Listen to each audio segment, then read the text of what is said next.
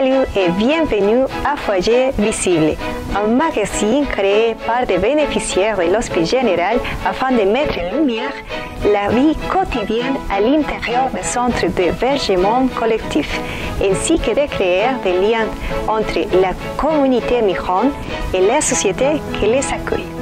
Ce chapitre est consacré au centre d'hébergement collectif d'Amiens, un bâtiment construit au XIXe siècle qui est devenu en 1998 un centre d'accueil pour les populations en provenance du Kosovo. Et des années plus tard, il a été ouvert aux familles et personnes requérant d'asile.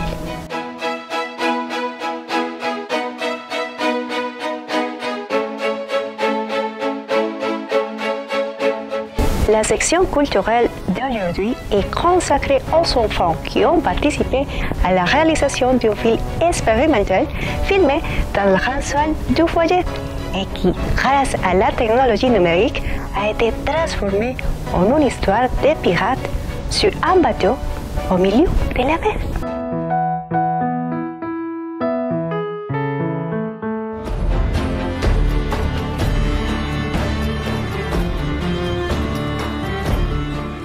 Une fois, au mois de décembre, dans une nuit très froide, les pirates faisaient la fête pour Noël.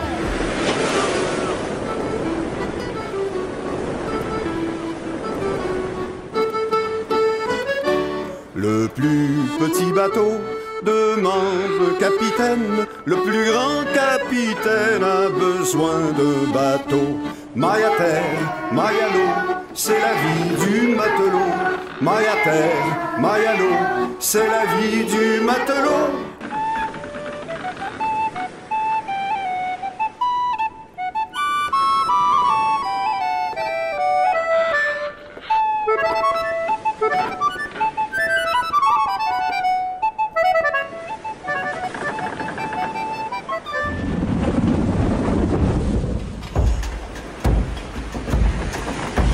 Sacrebleu, où est passé Thibaut? Pourtant ce pot n'est pas si grand. Comment te dire, capitaine? Eh bien, dis-moi. Il est au haut. Comment ça, là-haut?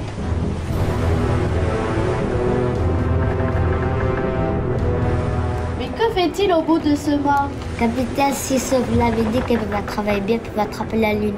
Alors, il est monté pour l'attraper. Il est idiot ou quoi? Il n'est pas idiot, c'est juste qu'il est trop jeune. C'est pas la lune qu'il faut attraper, c'est lui. C'est trop tard. La mer commence à s'agiter.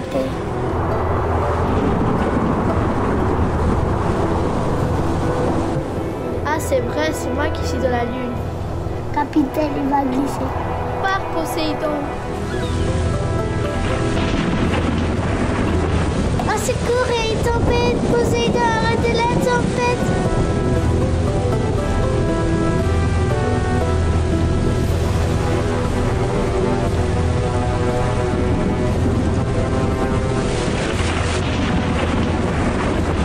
Qui ose déranger le dieu des océans? Après, je n'ai pas toute la journée. S'il vous plaît, arrêtez la tempête! Et pourquoi elle ferait ça? Je pourrais donner le morceau de la lune. Ça, c'est un beau cadeau. Très bien pour Poséidon.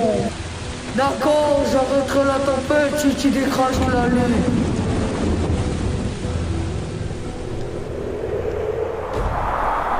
D'accord, j'ai une idée. Thibaut, à la place d'une lune, je peux t'offrir une étoile. Comment?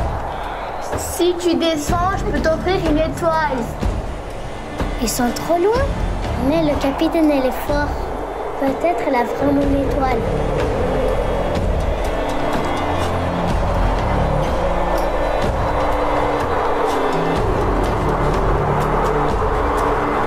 Et maintenant? Thibaut n'oubliera jamais cette histoire. Les années plus tard, il acheta son bateau. Il dessinera une étoile de mer sur le drapeau. Depuis, tout le monde l'appelle le pirate étoilé.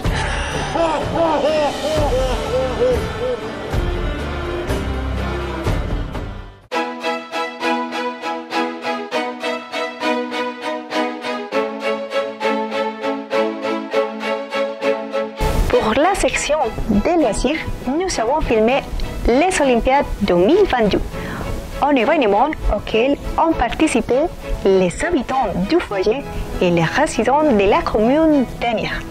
C'était une journée sportive pleine d'émotions, de joie et d'intégration entre migrants et locaux.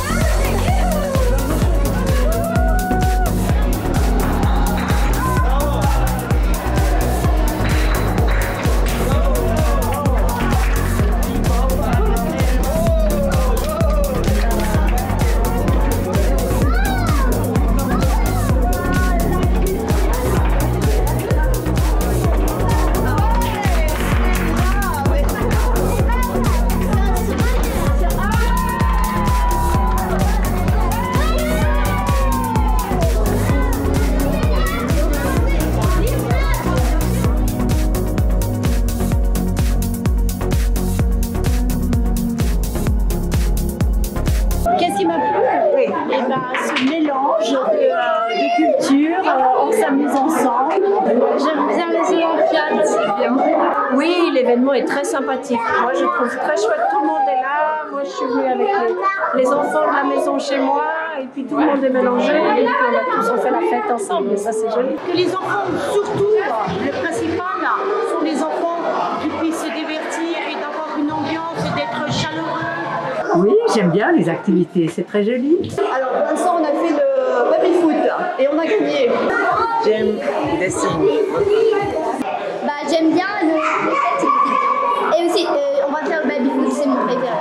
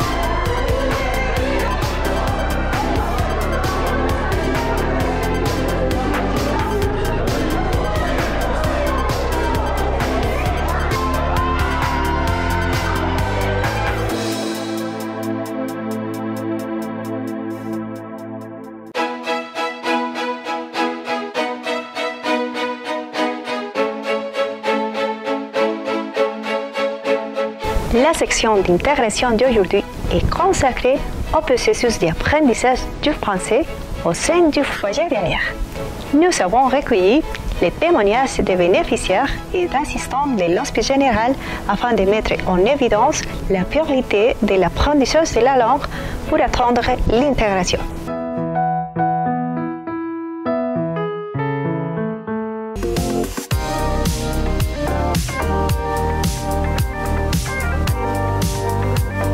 Au sein de l'hospice, l'apprentissage du français fait partie des mesures d'insertion et d'intégration. Ainsi, plusieurs ateliers et activités sont proposés afin d'apprendre cette langue. La réussite fait partie des objectifs du contrat d'accompagnement du bénéficiaire non francophone. Comme une des missions de l'hospice, c'est l'intégration des personnes qui arrivent, c'est clair que l'intégration, elle passe par le français. Donc, l'Hospice Général met sur pied des cours de français qui sont donnés au centre de formation, au Charmy. Et puis, dans beaucoup de centres d'hébergement, on a aussi des bénévoles qui donnent des cours de français pour les adultes, parce que oui, c'est vraiment une des priorités de l'hospice. L'apprentissage de la langue française diffère selon les âges et les cultures. Comment le foyer adapte-t-il ses processus d'apprentissage ? L'année dernière, on avait 3 matinées par semaine et une après-midi. Donc c'est des bénévoles de l'extérieur, c'est souvent des personnes qui sont peut-être à la retraite, qui ont été enseignants ou qui ont eu un rapport avec l'enseignement qui donnent ces cours de français. Ça, c'est pour les adultes. Ensuite, les enfants en âge d'être scolarisés, ça se passe principalement à l'école. Ils apprennent le français à l'école ou à travers des activités. Donc moi, je fais de l'animation avec les enfants, notamment du théâtre. Et puis, c'est un des moyens ludiques d'apprendre le français. Les enfants, ils ne se rendent pas compte en fait qu'ils apprennent le français. J'apprends des nouveaux mots, surtout parfois dans les chansons et tout. Alors j'adore faire du théâtre, surtout parce que c'est vrai que je suis bonne actrice.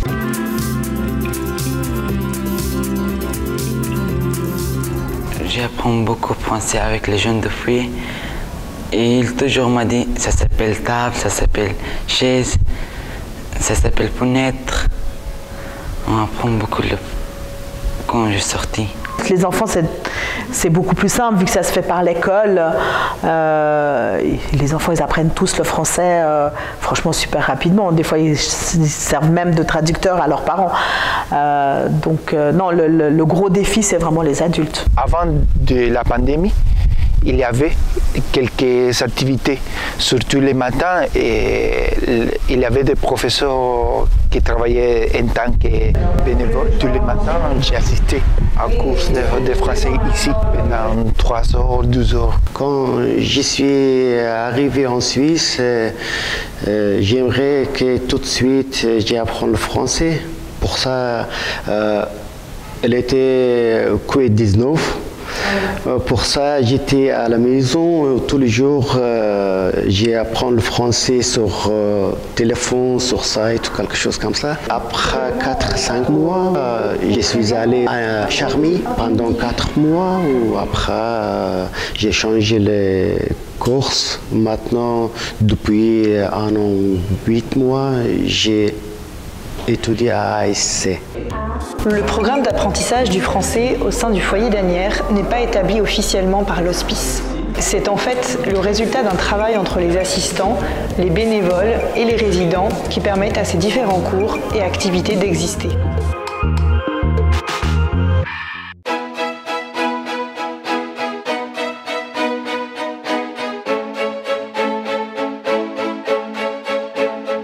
L'histoire de vie d'aujourd'hui est racontée par la famille Castillo qui est arrivée en Suisse au début 2020 pour demander l'asile et pour commencer à écrire un nouveau chapitre de son histoire.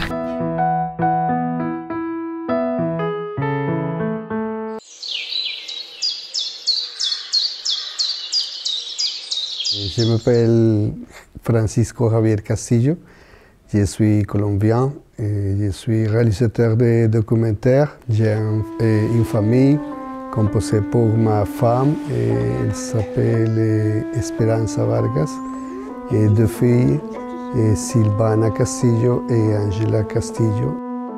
Nous avons fait une expédition intitulée Expédition Odyssée. C'était une expérience très édifiante. Conocí los frailejones y no puedo evitar como tocarlos, verlos, tomarle fotos, y la textura es muy curiosa porque es como una tela y es suavecito. Me encantó la textura y también eran muy bonitos. A tan solo 14 metros de profundidad encontramos una pared coralina en la que abunda la vida, representada en innumerables especies. Un mundo que no solamente es atractivo a los sentidos, sino que es invaluable en la sostenibilidad del ecosistema marino. Et après, j'ai fait une série documentaire de sujets de la réinsertion des ex-combattants de la FARC. Nous avons dû quitter notre pays à cause de mon travail et nous sommes arrivés ici au début de 2020.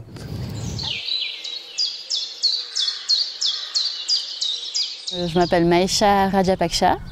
Je suis enseignante en formation à l'IUFE, donc à l'Institut universitaire de formation des enseignants à Genève. Et donc je suis cette formation pour devenir enseignante dans le secondaire 1 et 2. Donc c'est des élèves qui ont entre 11 et 18 ans. Alors bonjour Sylvana. Bonjour. Merci en tout cas d'avoir accepté cette petite interview avec nous. De rien. Est-ce que tu pourrais un petit peu nous raconter, avant que tu nous parles de ta vie ici, peut-être comment était ta vie avant en Colombie, avant d'arriver en Suisse? Ouais, ma vie elle était atypique. Ouais, c'était tellement différent parce que déjà j'avais l'école en ligne, je faisais l'école en ligne. Du coup, c'était plus simple pour moi de faire l'école en ligne. Et ouais, c'était atypique, mais c'était exceptionnel, ouais. Est-ce que tu te souviens du moment où tu as appris que tu devais quitter la Colombie? Ouais, en fait, mon père nous a dit qu'on allait partir en Suisse en vacances pour l'anniversaire de ma mère. Mais quand on était à l'aéroport d'Espagne, j'ai appris la vraie raison de pourquoi on a dû partir. C'était à cause des travaux de journalistes que mon père a été en train de faire et ils l'ont menacé. Du coup, on a dû quitter la Colombie pour venir ici en Suisse. Et du coup, au début, c'était un peu choquant parce que je croyais qu'on allait partir et après on allait revenir avec ma famille et bon, tout ça. Mais du coup, je me suis rendu compte que j'allais pas revenir, retourner encore à la Colombie. Du coup, ouais, c'était un peu dur. À ce moment-là, je leur ai dit qu'on doit commencer un processus de demande d'asile. Ils sont choqués à ce moment-là, mais ils ont réfléchi et ils ont accepté. Et bien, nous avons commencé ce processus de demande d'asile. Ouais, on a commencé la demande d'asile à Zurich. Après, on est allé à Neuchâtel. On est resté là un peu, 2 semaines à peu près. On est parti à Fribourg encore. Tout ça faisait partie de la demande d'asile du coup. Après, on est parti à Fribourg. On est resté là 1 semaine à peu près. On est revenu à Neuchâtel et après Neuchâtel, on est venu ici à Genève.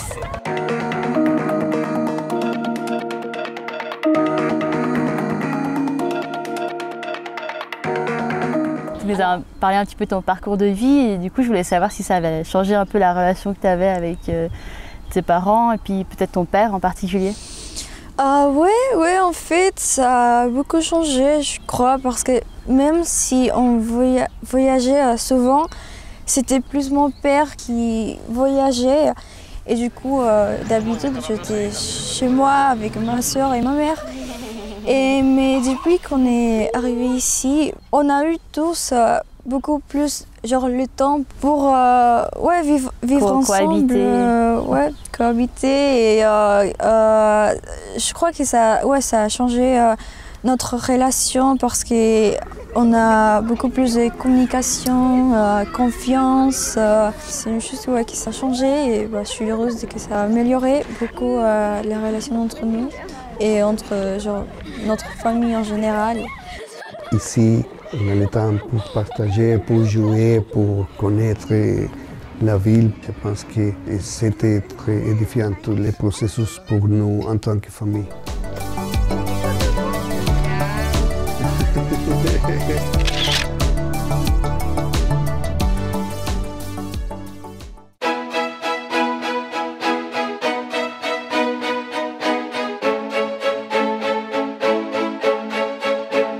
Nous sommes arrivés à la fin du magazine Foyer Visible.